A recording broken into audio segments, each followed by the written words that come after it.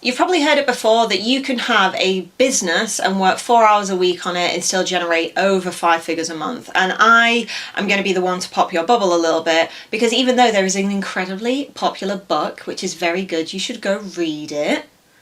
Rhymes with Jim. You should go read the book, but also at the same time, you need to be completely honest with yourself of what people are now selling you. Because here's the thing, that book is it is foundational when you get to a level in your business to be able to delegate and automate your systems and processes to be able to just make everything work fluid. But here's the thing, if it is your business at the end of the day and you're delegating work to someone else, it doesn't mean that it becomes their problem, or even an AI bot's problem. It is still your problem. So if something comes up, if something needs moving, changing, delegating, etc., you are still steering the ship. A lot of the time people think that they can do 4 hours a week, just check their PayPal balance and then just freaking walk away and sit on a yacht all day. That's not the way that things work. Even if you look at the biggest corporations, the biggest businesses, these massive influencers that you are watching daily on YouTube, what are they doing? Most of the time, the thing that you're seeing on social media is not actually the work that's going into it. So I'm here to kind of debunk and kind of give you a realization of the 4-hour work week and what that actually means and what you should actually be doing instead. There are two distinct differences if your business is a service-based business or whether it's a product-based business. So I actually have both. I give a service, but I also sell a physical product. So my clothing business, at the very beginning, it was not a 4-hour work week. I would work 4 hours a day on it. And over the course of a week, I was lucky if I made a singular sale. So if that was a £20 t-shirt, take the taxes away from it, take the goods of the material, I was lucky to walk away with maybe a £5. And at that point, to me, I was like, this is amazing.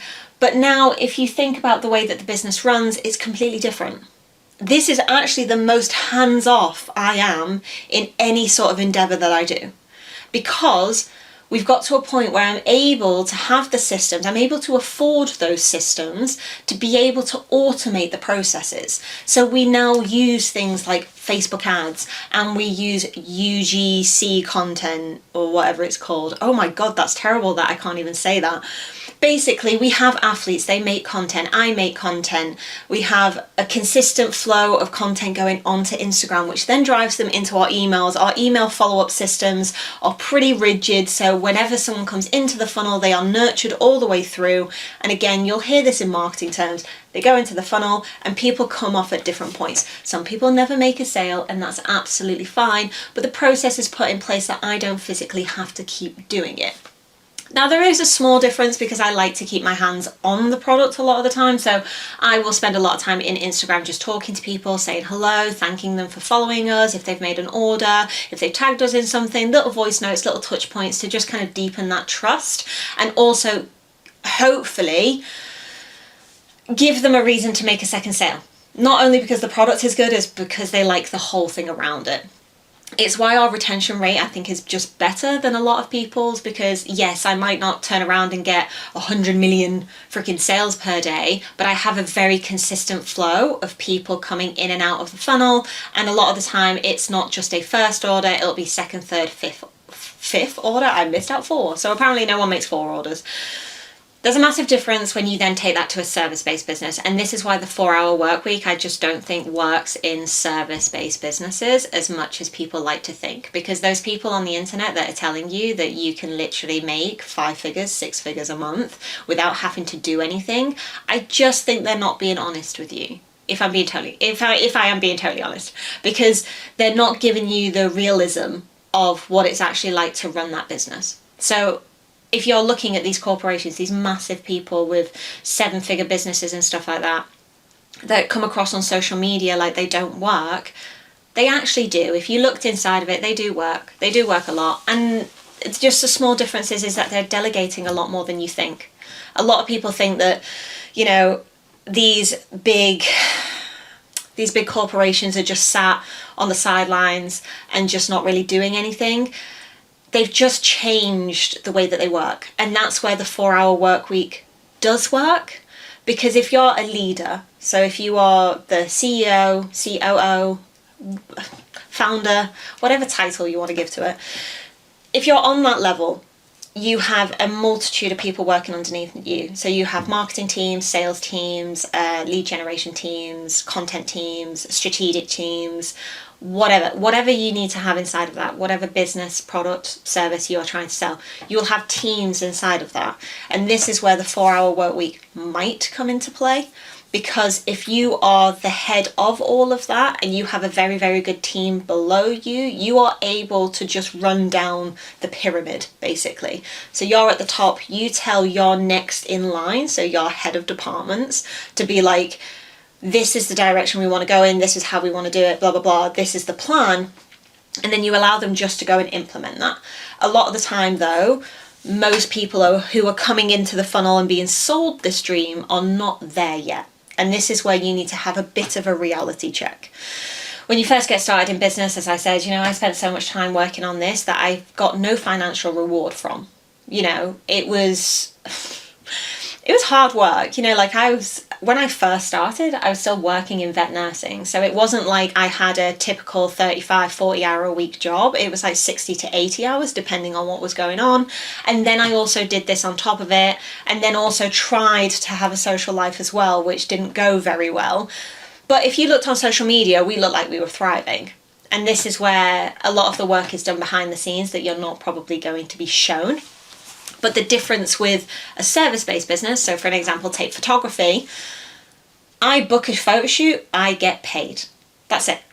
So for an example with this, I bought all of this stock, the stock that is physically sitting all in these rooms, that's money sitting there waiting to be collected.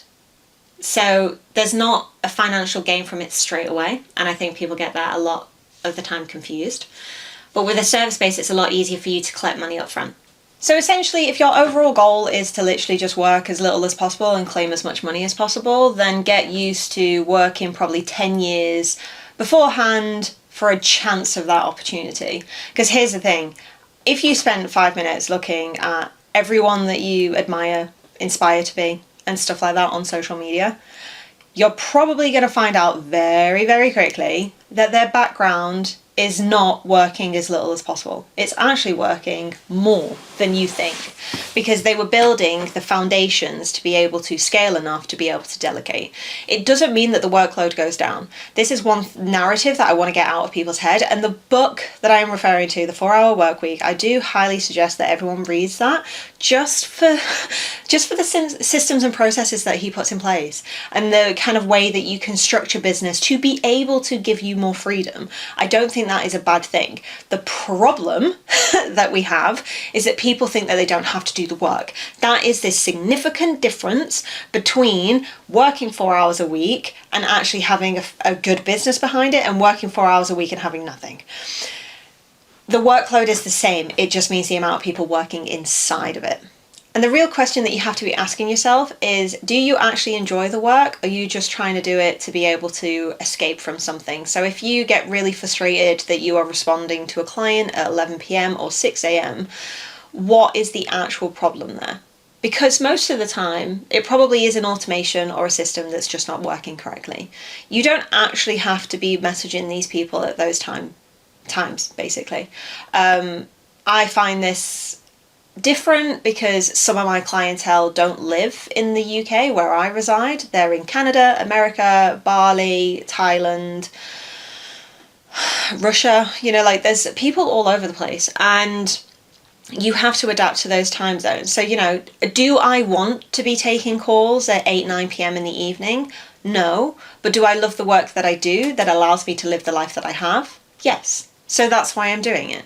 So it's kind of having that really open and honest conversation with yourself of what is the reason that you are driving towards that end objective. Because I have just heard it far too much in the space recently of it being sold. So there's a lot of people out there that are selling this sort of outcome. And then when you get inside of the program, course, mentorship, whatever it is, you actually find out that once they look at your business for 5 minutes, you're not there. You're not anywhere near there. And they'll be honest with you, or you hope that they are. And they turn around and they say, actually, the sort of outcome that you want is going to take longer. We're going to have to do this, this, and this. Doesn't mean that they're not going to help you get to that point. But it also means that you're not going to be able to turn around and live the 4-hour work week, which you first intended when you handed over a bunch of money for it. You'll get closer to the goal than you thought you would, but it's not a magic pill. This is the small issue, though, because that's what's being sold. What's being sold right now in our society is you should work as little as possible and get the most out of it. Now, I understand that to a degree. I do. You know, if someone said to me that you could work only maybe 25 hours per week and kind of have everything that you want, not have to look at your bank account, all of this sort of stuff, yes, that would be amazing. It would be a huge relief. It would be a great weight off my shoulders, because as you probably know, if you are a business owner watching this, entrepreneurship is pretty hard. You know, being able to like chase invoices and get clients and do lead generation, and you know, everything falls on your shoulders. It is hard work. It is stressful. So if you were able to live that life and have the sort of work-life balance that everyone talks about, yes, that's brilliant. And I love that. But also probably the reason that you got into entrepreneurship is because you love it. You kind of love the chase, you love the drive, you love the direction that you go in, all of this sort of stuff. There's different metrics that you're looking at. So I wouldn't be looking at how little time can I work on something. I would be thinking about how much impact could I make in the time that I am working on it. And that's a significant difference. So for me, for an example of being someone who has both sides, service and physical, the physical now looks like on the outside what I spend the least amount of time on. But if you actually look over the actual time frame of the whole time that I've been doing it, it outworks everything else that I've done. Because for probably the best part of the first 6-7 years was literally just a struggle bus. It was just finding problems, fixing problems, trying my best, and just raw dogging my way through it. Now it's different because of the position that I'm in.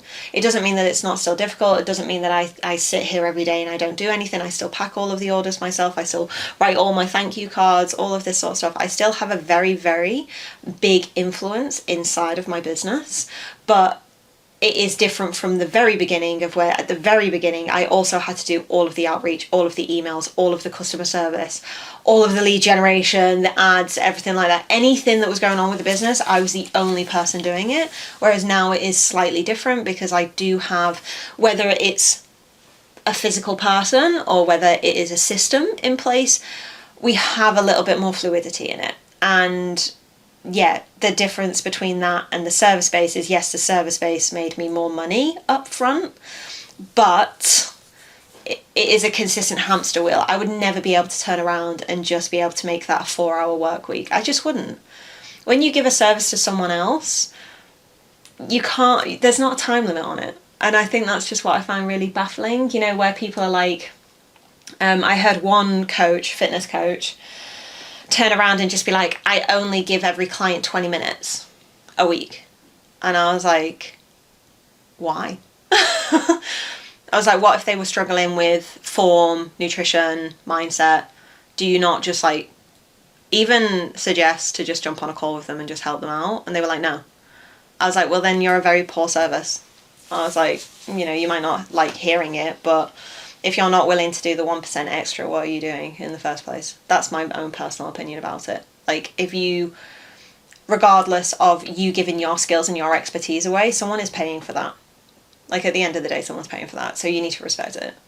So, yeah, if you guys are aiming to live the 4-hour work week lifestyle, I wish you luck.